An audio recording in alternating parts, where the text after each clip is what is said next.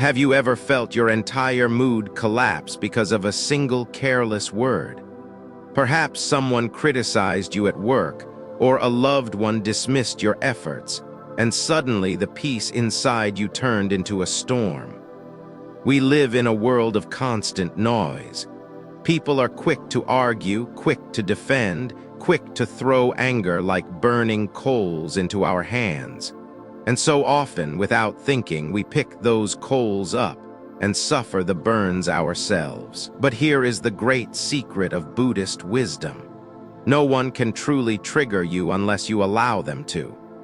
The moment you learn to let go, to pause, to observe instead of absorb, to remain rooted in silence and clarity, you discover a kind of power that no insult, no circumstance, and no chaos can shake. Today, dear friends, we will journey together through 7 profound lessons of letting go, drawn from Buddhist teachings and enriched with stories, metaphors, and reflections. These are not distant theories. They are living practices, each with a small exercise that you can begin today. If you stay with me until the end, I promise you will walk away not only with knowledge, but with tools to build an unshakable center inside yourself. A center so steady that the world may storm around you, but your peace remains untouched. So let us begin. Number 1, detachment, finding strength beyond clinging. When we cling too tightly to outcomes, to people, to the image of who we think we should be, we set ourselves up for endless disappointment. Detachment doesn't mean we stop caring. It means we stop confusing our worth with the results we can't control. Think about the seasons. No matter how beautiful summer is, autumn always arrives. If the trees refuse to let go of their leaves, the weight would break their branches. By releasing, they survive the winter and prepare for spring. We're no different. When we let go of the belief that life must unfold according to our script, we create room for resilience.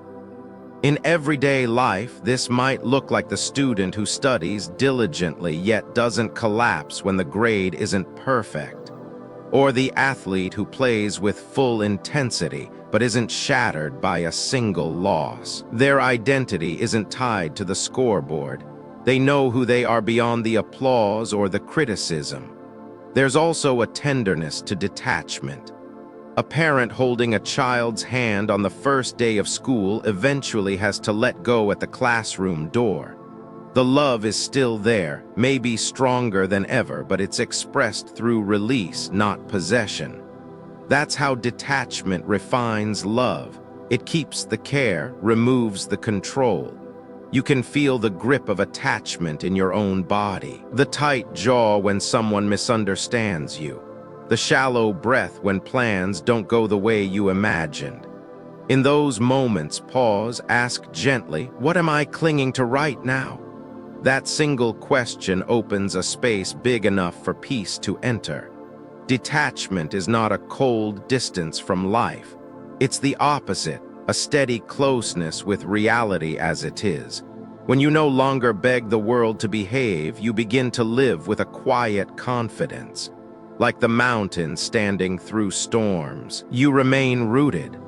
Life still changes, people still come and go, success still rises and falls, but your center no longer sways with every gust of wind. Number 2, observing without absorbing.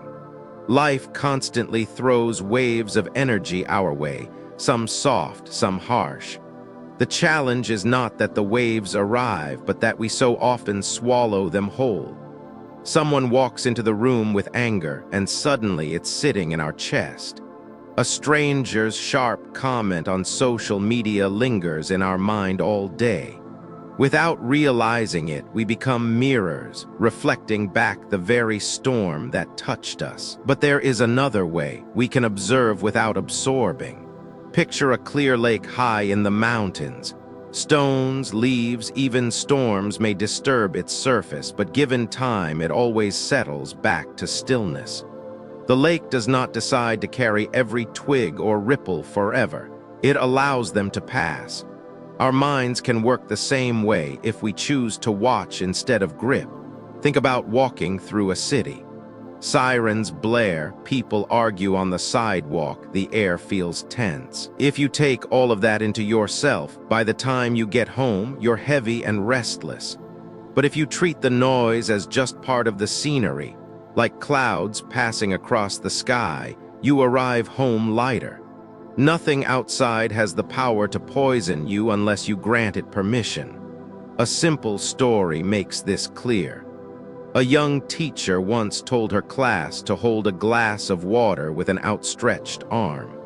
At first, it seemed easy, but after a few minutes, the glass grew unbearably heavy. She explained, "This is what happens when you carry every word, every insult, every bit of negativity. The weight isn't the glass, it's how long you hold on. Observing means you notice the glass is there, but you set it down before it breaks you. In nature, there's a lesson in the lotus leaf. Rain may fall, mud may splash, but water never sticks. It rolls off effortlessly, leaving the leaf clean and bright. To live like the lotus is to witness anger, criticism, or envy without letting it stain the heart. In relationships, this practice changes everything. Imagine your partner comes home stressed, speaking sharply. If you absorb it, the sharpness becomes yours, and soon both of you are drowning in the same storm. But if you simply see it as their tiredness, not as an attack, you can respond with calm instead of fire. That calm often softens them more than any argument could. So how do we train this ability? Start by naming what you notice. If someone is rude, silently say to yourself, "This is their frustration." If worry rises in your mind, note, "This is fear." The act of labeling creates distance. It reminds you that you are not the emotion, you are the awareness noticing it. To observe without absorbing is not weakness, it's mastery. Anyone can get dragged into another's chaos. It takes quiet strength to let the chaos pass without becoming it. And when you practice this daily, you discover something liberating. You don't need to carry every storm. You can let others keep their thunder while you keep your sky clear. Number 3, the quiet power of the pause. Between what happens to us and how we respond, there is always a small space. Most people never notice it. They jump straight from trigger to reaction, like a match igniting the second it's struck. But within that space lies freedom, because the pause gives us a chance to choose. Think of it like standing at a crosswalk. The light turns yellow, cars speed up, and the impulse is to run across before the red. But if you pause just 2 seconds, you may notice the truck that didn't slow down. That pause could save your life. In conversation, the same principle applies. A pause before replying to harsh words may save a friendship. A pause before sending that email may save your job. Nature understands this rhythm. Watch the ocean waves. They surge forward, then pull back before the next wave rises. That retreat, the pause, is part of the strength of the sea. Without it, the ocean would lose its balance. In our lives, pauses create the same balance. They give emotions time to rise and settle before we decide what to do with them. A simple, relatable moment. Someone cuts you off in traffic. The immediate surge is anger, maybe even a hand on the horn. But if you pause, just one slow breath, you notice your own pounding chest. You notice the instinct to lash out. And in noticing, you reclaim the wheel not only of your car, but of your mind. You choose safety over rage. That's the power hidden in one breath. Think of athletes at the free throw line.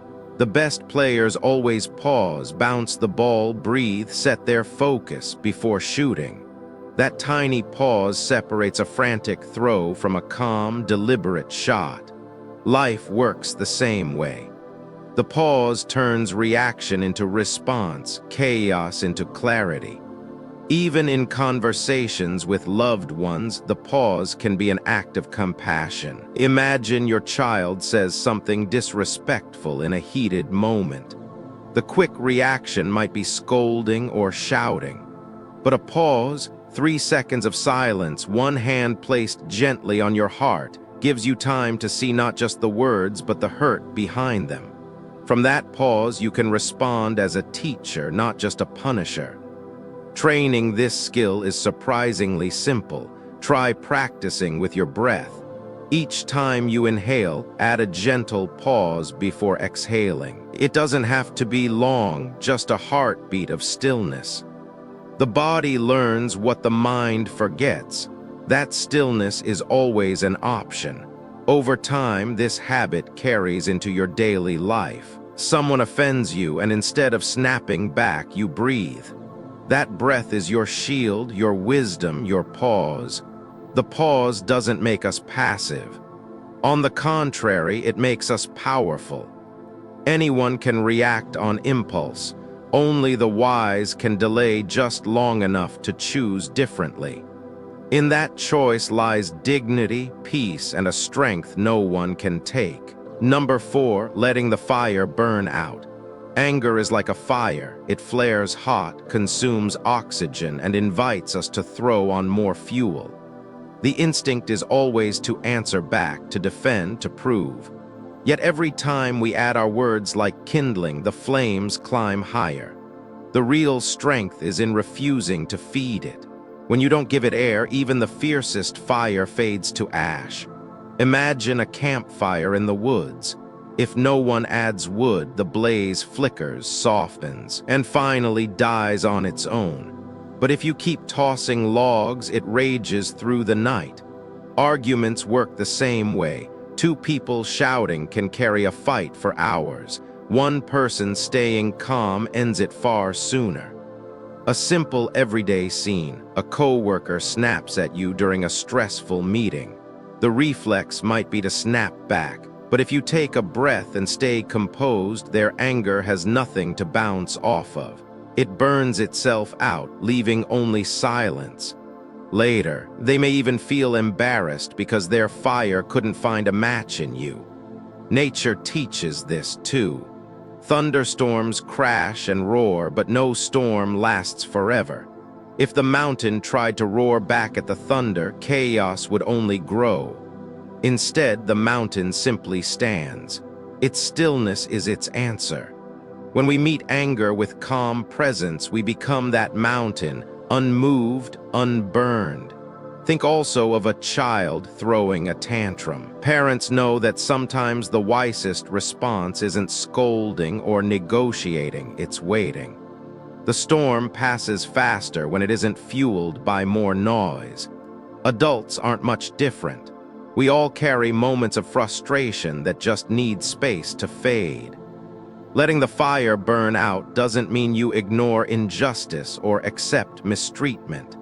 It means you choose your battles wisely, preserving your energy for what truly matters. Not every insult deserves your peace as payment. Not every spark is worth your oxygen. Here's a practice you can try. The next time someone hurls harsh words at you, picture them handing you a heavy, flaming torch. You have 2 choices: grip it and get burned, or leave your hands at your side and let them keep holding it. Visualize yourself refusing the torch. Watch the flames die down without your help. This image alone can shift your reaction from reflex to wisdom. Real mastery is not in winning every argument. It's in realizing you don't need to enter most of them. By letting the fire burn out, you stay light. You walk away free. Number 5, silence, the language of inner strength. In a world that celebrates noise, constant opinions, instant reactions, endless debates, silence feels rare, almost radical. But silence is not emptiness. In Buddhist wisdom, silence is presence. It is the kind of stillness that carries more weight than 1,000 hurried words. Think about standing in a forest just after a snowfall. The air is so quiet you can hear your own breath. In that silence, the trees speak without voices. You feel calm not because anything was said, but because the stillness itself holds truth. That is the power of silence in human life, too. Consider this: someone criticizes you unfairly. The urge to defend yourself is strong, to jump into the noise and prove them wrong. Yet when you answer with silence, steady, clear, unbothered, you send a message louder than arguments ever could. Your words don't decide my worth. That quiet confidence disarms more than any comeback. Nature reminds us of this lesson constantly. The night sky never argues with the city lights that try to outshine it. It stays silent, and in doing so, the stars still shine.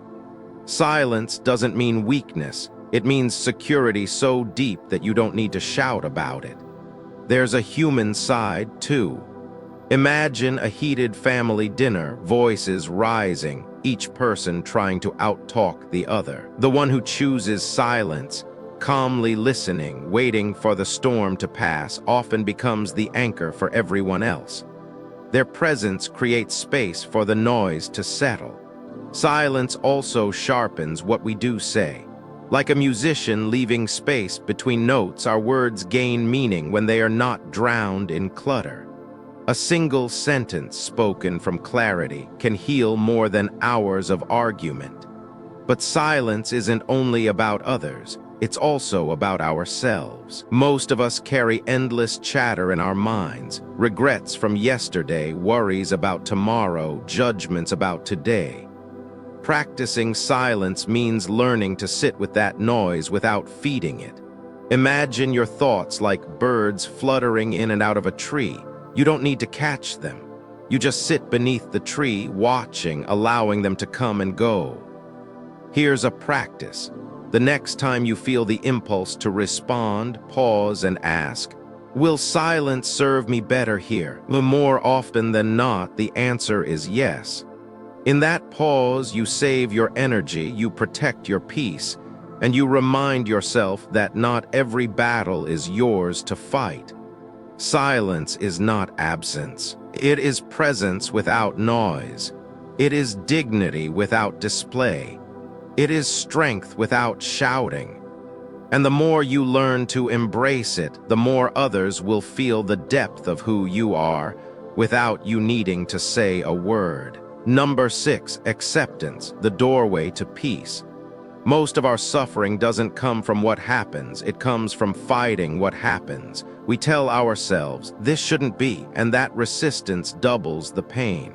Acceptance doesn't mean liking every situation, it means meeting reality without waging war against it. Think of standing in the rain without an umbrella. You can curse the sky, stomp your feet, and demand the clouds stop. But you're still wet, or you can breathe. Feel the drops on your skin and walk calmly forward. The circumstance is the same, the experience is entirely different. Nature models acceptance beautifully. Look at rivers after heavy storms. They don't argue with the rain or resist the flood.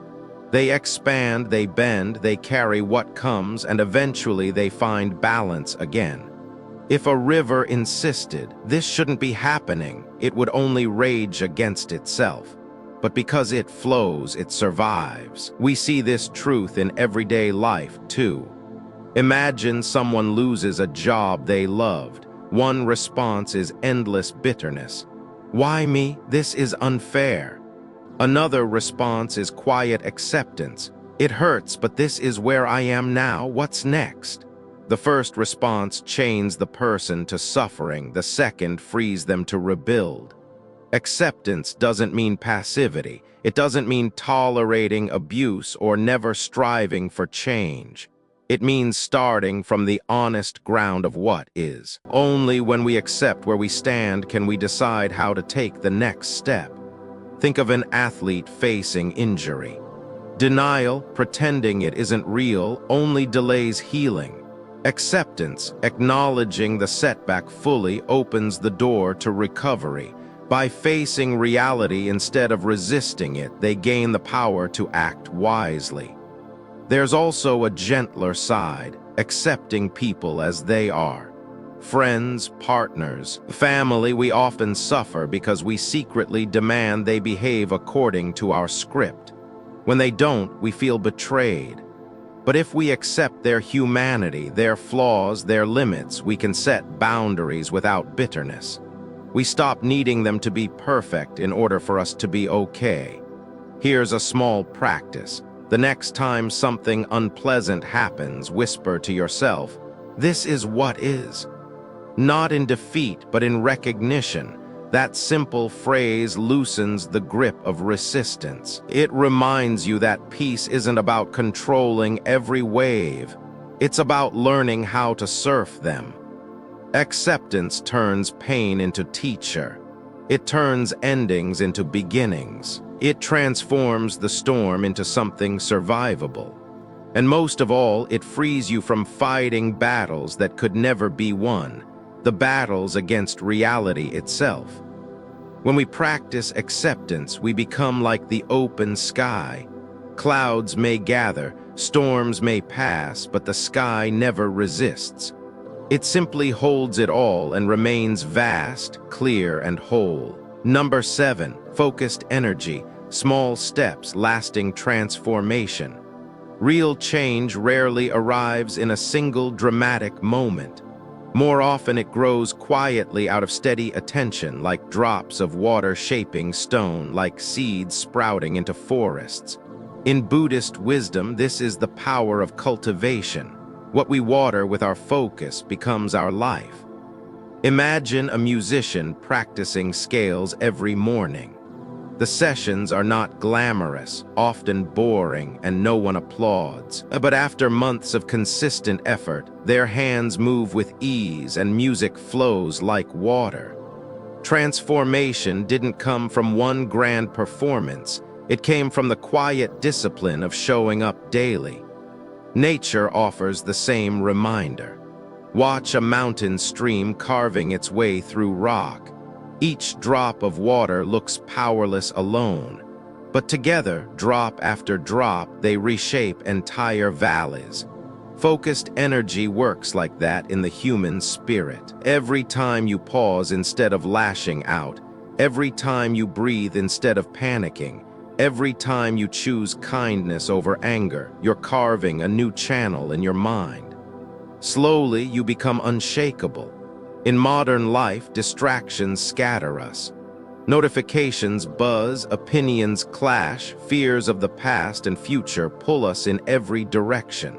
It's like trying to light a fire with sparks scattered in the wind. They never catch. But when you gather those sparks into one steady flame, warmth and light emerge. The same is true of our energy.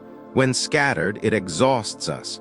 When focused, it transforms us. Think of a gardener. They don't scream at the soil or demand instant growth. They water, weed, and wait. Day after day, the tiny sprouts strengthen until one day the garden is in bloom. Your mind is no different. Each act of awareness is a drop of water. Each choice to stay present is sunlight. Over time, the landscape of your life changes completely. Here's the beauty. Perfection isn't required. Even the most disciplined monk has wandered in thought and then returned. The magic lies in the return. Every time you bring your attention back to the present, no matter how many times you've strayed, you strengthen the habit of presence. It's like a compass always pointing you home. Try this. Choose one practice, pausing before reacting, sitting in silence for 5 minutes, or noticing your breath once an hour. Do it every day without worrying about results. Let it compound quietly. After weeks, you'll notice your reactions softening, your mind steadying, your heart lighter. The change won't shout, but it will last. Focused energy is not about force, it's about consistency. It's the slow, patient alignment of your actions with your values. Over time, it reshapes who you are, not through sudden leaps, but through steady steps. And when you live this way, you become like a lighthouse on the coast. Storms still come, waves still crash, but your beam remains constant, steady, guiding, untouched by the chaos around it. That is the gift of focused energy, a quiet strength that endures one breath, one choice, one day at a time. Conclusion. In the end, the storms of life will never disappear. People may still say things that sting, the world may still surprise us with loss, and even our own minds will sometimes pull us into chaos. But here is the quiet miracle. None of these storms can own us unless we allow them to. The strength of letting go, of pausing, of observing without absorbing. These are not distant ideals. They are small choices made moment by moment that slowly build a life no storm can shake. So I leave you with this gentle reminder. Peace is not found in controlling the world, but in learning to rest deeply in yourself. When you discover that center, you become like the mountain, still, steady, and free. If these reflections have touched you, I'd love to hear your thoughts. Share your reflections in the comments. Your experiences may be the light someone else needs. And if this message brought you calm, please share it with a friend who might need the same reminder today. And of course, if you'd like to continue walking this path of wisdom together, I invite you to subscribe to Infinite Buddhist Teachings. Each video is a step deeper into clarity, into compassion, and into the art of letting go. Together, we can learn not just to face the storms, but to stand peacefully within them. Herb.